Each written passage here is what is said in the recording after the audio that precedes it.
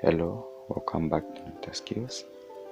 In this video, I want to show you the importance of using wound-dash on your farm. Firstly, wound-dash prevent your young plant from being destroyed by the caterpillars. It also neutralizes the acidity of the soil and add some of the nutrients to the soil. Make sure you watch the video up to the end and subscribe to our channel. Welcome.